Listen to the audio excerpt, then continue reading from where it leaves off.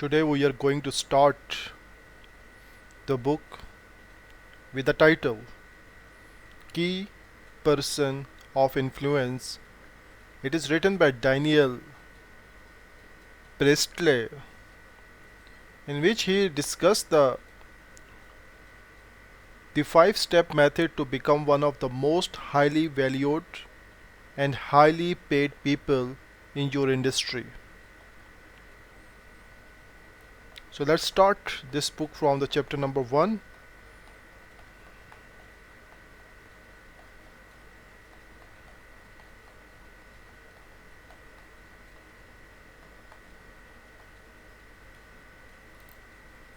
The part world the part 1. The world has changed and so must you. Part 2. The 5 outcomes of a key persons of influence. Part 3. Making it happen.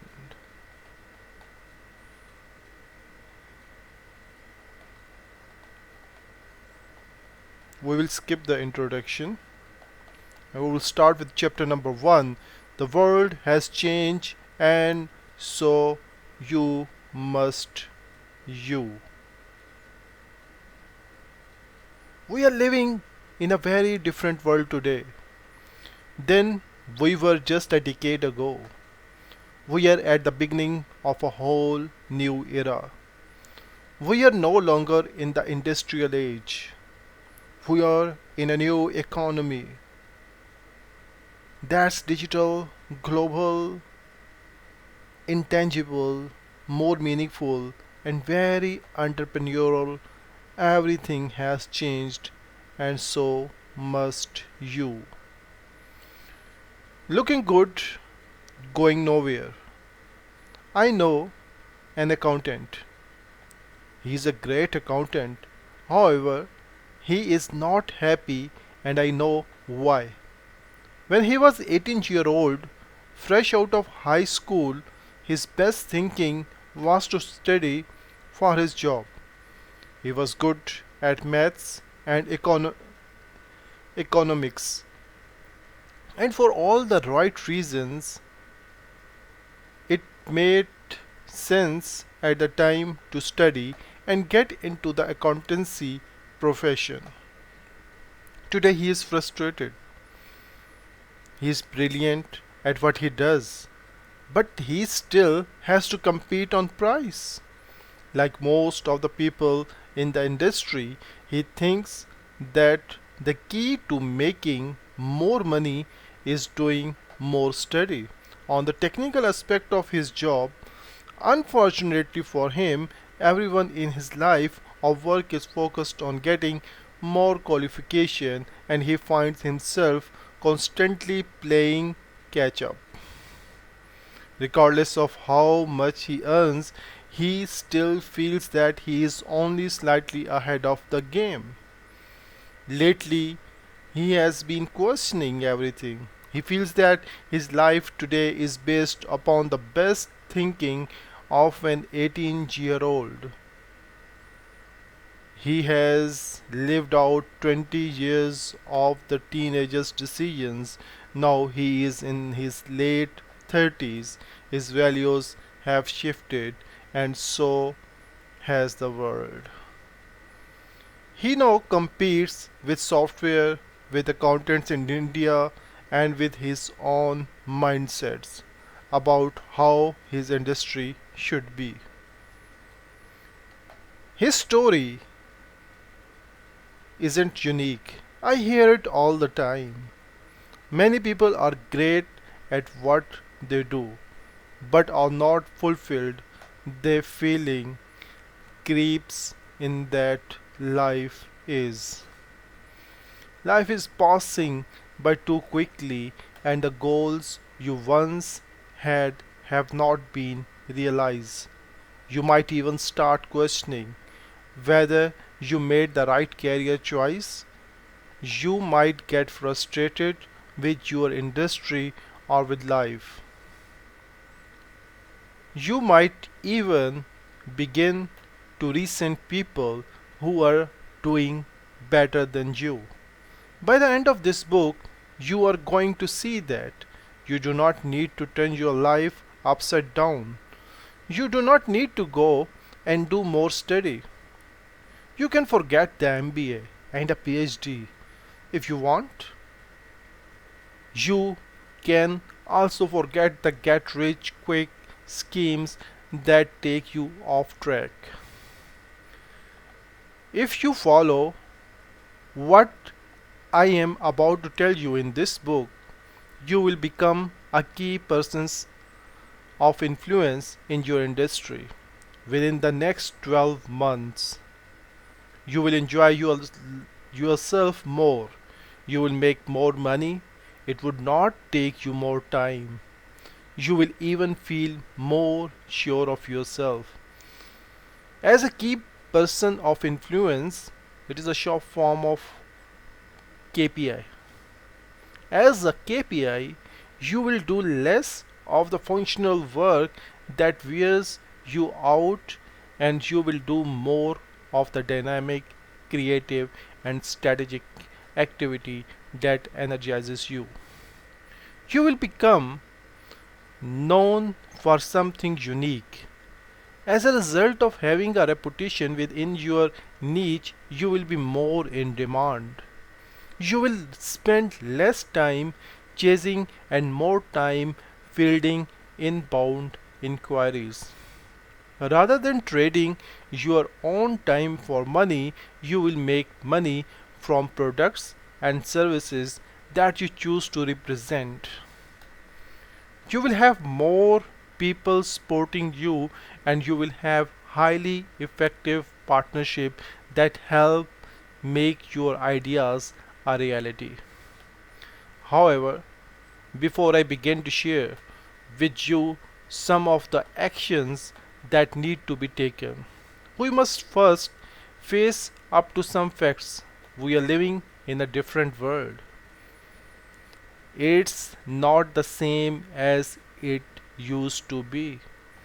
There are some new concepts you need to embrace and some old ideas you need to let go of quickly. If you are willing to do that, then let's begin the journey. Your best thinking 5 years ago is your baggage today. In the last decade, we have seen the explosive growth of new technology like social media, smartphones, automation, e commerce, speech recognition, and freely available information at your fingertips. We are witness a global recession and a massive shift towards entrepreneurship over employment. Talented people have changed the way they like and work. In the last few years, we have seen the economy change, the environment change, developing nations stride forward, and the collective mindset of the world radically shift, all in just a few short years. It's safe to assume you are best thinking from 5 years ago in your outdated baggage today. Any decisions you made back then about your career, your location, the technology you use, the people you associate with, and the thoughts leader you follow are all based upon a world that no longer exists. Software I purchased 5 years ago for euro 10,000 plus have been surrounded by free cloud-based software, and what I dreamed of doing 5 years ago now cost only €50 a month. Entrepreneurs I admire 5 years ago who did not shift their business model have lost their fortunes. Many experts of 5 years ago are now scratching their heads. Great leaders for 5 years ago now have teams who are not performing. The world has changed, so must you. Customers expect to get for free the things they would have paid highly for 5 years ago. Products that used to be available only through retail are now freely available online. The countries that offered the best opportunities for wealth creation 5 years ago are struggling with debt. The poor countries of the previous decade are the powerhouses of the tomorrow free markets. Unless we can let go of everything we currently think and do, we will fail to see the opportunities of tomorrow. The temptation, however, is to throw everything away. The baby with the bath water at the core of who you are and what you do. Thought in the raw essence that have always powered you. You need to strip back to that core and create new ways to express it. When Steve Jobs took over Apple in 1997, one of his first decisions was to get rid of the Apple Museum that occupied the foyer where people walked through the front door. He said that he refused to be in a company that was living in its past. He believed at the core of Apple was vision, boldness, and innovation. He knew the essence of Apple was thinking differently and combining art with technology. If he could not strip away everything but that, the future was going to be dire. He did not want the future of the company to be affected by the best thinking of its history. He wanted it to be living up to the best thinking of the future. It's time to draw a line in the sand. Take some time out of ask yourself what is at your core. Ask yourself this question. If I was starting completely fresh in a world where anything is possible, what would I love to be doing? I have not asked you what you should be doing. I have asked you what you would love to be doing. If you are like most people, your passionate purpose is a lot closer than you think. There are parts of your business that you love, parts that drain your energy, and maybe even parts you hate. Maybe you have a hobby you love, but the job you hate keeps you from it. Look for the clues that are hidden in that hobby.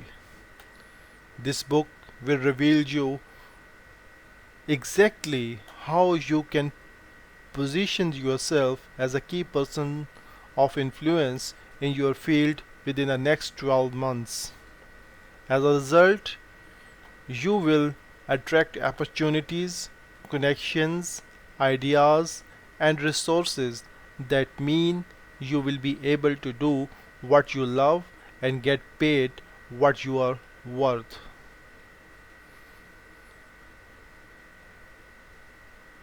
In this new, exciting, changing world, you will discover that the people and the teams who are doing what they love are the ones who are thriving.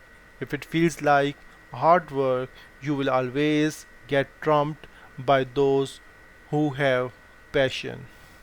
Your passion and vitality are an asset in the world we're living in. So, let's take a look at what lights you up. This is an exercise. What comes easy to you that is harder for other? If you got to do a month of fully paid work experience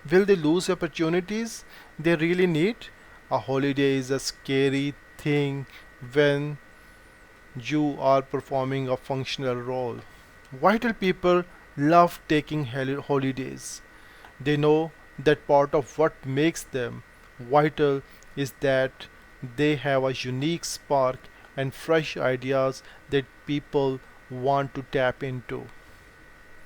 For a vital person, a holiday is a place to get re energized and to stimulate ideas.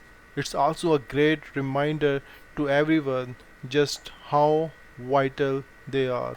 A vital person knows that while they are gone, people are worried that they do not come back.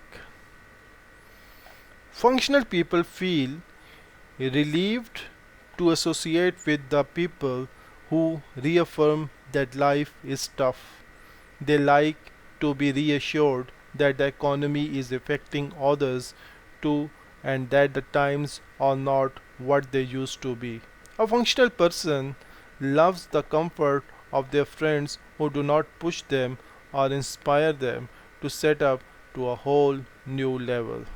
A vital person likes to be seen by their contemporaries.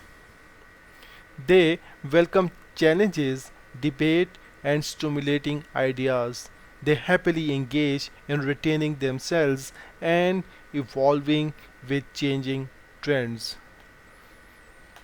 They want people to push them, to bring out the best in them, and to stay true to the idea that they are always a new level to play at. A vital person will leave a group of people that slows them down for a group that stirs them up.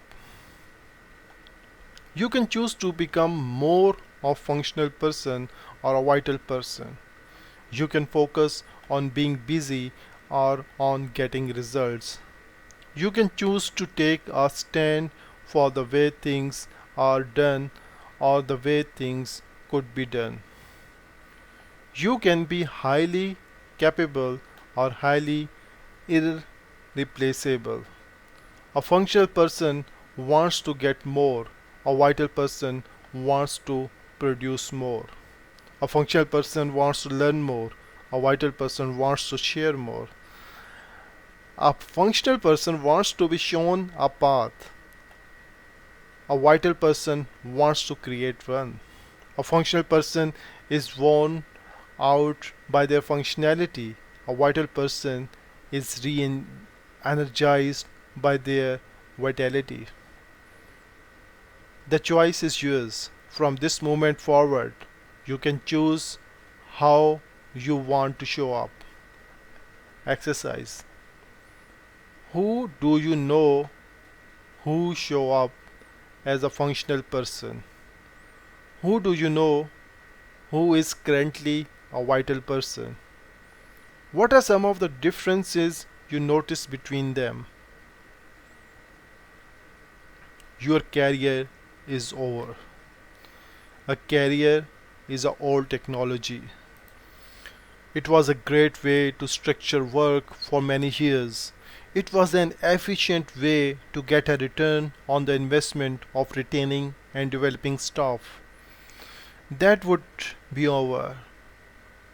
Today, the world expects you to be trained. It expects you to educate yourself constantly and to bring something new to the table. For the reason talented people move around. My grandfather had a career. He was accepted as an electrical apprentice in a factory. He worked hard and became a technician, then a foreman, a junior manager, a manager, and finally he retired as the general manager of the company. He was with one company for 40 years. In this whole time, he lived and worked in two cities. My parents have had a few careers, each spanning about 15 years before they changed for something new. Together, each of them have lived and worked in 4 cities. My sister has had several jobs and one business already. She is in her 20s. She has already lived and worked in 3 cities.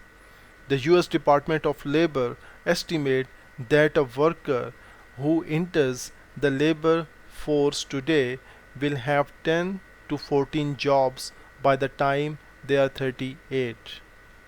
In addition, top talent is increasingly mobile. They live and work their way around the world. It's easy to predict where this is going. In the future, we will see a massive trend towards work on demand. Just like in Hollywood, teams come together to make a film project. They work together for 6 to 12 months, and some of those involved have multiple projects on the go. At the end of the project, everyone goes their separate ways. They might work together again on another project, or they might not. Employers are not silly. They know what they know that with increasingly strict labor laws, they cannot run the risk of hiring people like they used to. They will outsource everything they can and only employ people as a last resort. If you are already in business, you do not think that you are safe. With the speed at which things are moving today, your business is going to have to reinvent yourself constantly. As an entrepreneur, almost every 2 years you will need to sit down and dream up a whole new plan for what you do and how you do it. If you do not, you will be overtaken by those who do. So, if there is no security in jobs anymore, and if small businesses are constantly changing, where does someone go to create certainty and security for their income? You go to your personal brand. Right now, your most valuable asset is the number of people who know you, like you, and trust you. In the future, you will be defined by your unique take on things, your story, and your ability to innovate. Every opportunity will involve a Google search of your personal brand. Every team you lead will be based on your story, not your CV. Every deal that makes you richer will complete because of who you are, not what it says on your business card. In the future, you will discover that you do might change, but your core passion only becomes stronger because everything you do reinforce a central theme. From now on, you must see yourself as being in an enterprise that others need to know about. If you are in a job, your enterprise currently sells your time to your employer. More than that, it really sells a result that your employer want. If you are in a business, you and your businesses need to become known for something unique. It's not enough just to offer a service at a fair price. You need to build a brand, develop your own intellectual property, accumulate stories, and claim a leadership role within your niche. You would not be known for the place that you work. You will be known for the people you are connected to, the ideas you are immersed in, and what you are care deeply about. Once these things are more widely known, you will have a constant stream of opportunity coming your way from places you have never been. Your career may be dead, but if you position yourself as a key person of influence, your adventure is just beginning. The harder you work, the less you earn.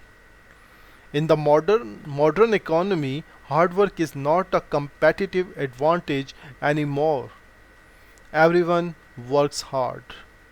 If you were the greater If you were to gather up all the hardest people in the world, you would not find the top CEOs and the entrepreneurs.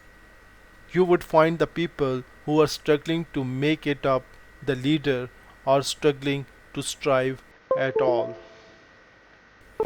The competitive advantage is in the thinking expensively, connecting with the right people, and spotting fresh opportunities.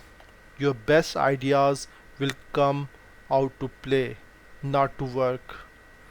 With that in mind, a week of sailing with friends could yield you more ideas, connections, and perceptives than a week of answering emails, catching up on paperwork, and attending meetings. As we discussed, the difference between the successful people on the planet is not functionally, it's vitality. Functionality is about performing a task well, whereas vitality requires you to be energized and joyful. In the last 10 years, we have seen machines and systems replace a whole lot of functionality in the workplace. However, we are a long way from seeing the first machine that can compete with raw human vitality. Vitality yields creativity and innovation. It yields leadership. It yields boldness and robustness under pressure. It yields insight and breakthroughs. Softwares and machinery cannot do that. Softwares and machinery can only do the stuff that we call work. If you look at the top earners, you do not consider what they do to be work. They are playing a game that they love and they make sure that it stays fun. They exude a level of vitality for what they do and because they love it. They get good at it too. The, the minute you begin to feel yourself working hard as opposed to playing a challenging game, it's time to take a break or get around some new people. Disappear for a week, get some sun, read up, and your favorite role models, explore fresh ideas, and spend time with people who are in their zone. Attend a new event, read a new book, and have a few new conversations. More than anything, reconnect with your humanity. Beneath your desire to have a great home, a snappy wardrobe, and some money in the bank is a part of you that longs to make a difference as well. Getting in touch with a part of you will give you a broadband connection to your vitality. From a place of vitality, all the work comes easily, the idea flow freely, and the money comes in more effortlessly. and an hour of aspiration is worth more than a week of drudging on. A day of creativity will do more for your career or business than a month of hard work. Success is not about engaging in struggle, it is about getting into your flow. You cannot expect things to change if you are not willing to get out of your comfort zone. You need to surround yourself with the fresh ideas, insightful people, inspiring places. You need to be a part of peer group that holds you to a higher standard. One of the clients we worked with the with redesign her business so she could live anywhere in the world and work 4 days per week. She thought that she would earn less than before, but in reality, she has become more highly paid and highly valued. All this while living and working for a big house in Thailand rather than being stuck 50 hours a week in a small city office. You owe it to yourself to stop working so hard, to start living your life in a way that lights up yourself and other. Structure opportunities. Exercises. Here is a couple of great questions you might want to explore. What would you love to do this week if you could not work? Who would you love to spend more time with who you do not normally see? Where would you love to spend time this week if you wanted to be more creative and adventurous? How would you deliver more value to others if I did not need to worry about your schedule or commitments? What difference would you love to make on the planet if you could just give your time and talent more freely? Today we will end up over there, and from tomorrow we will read digi- digital change and everything.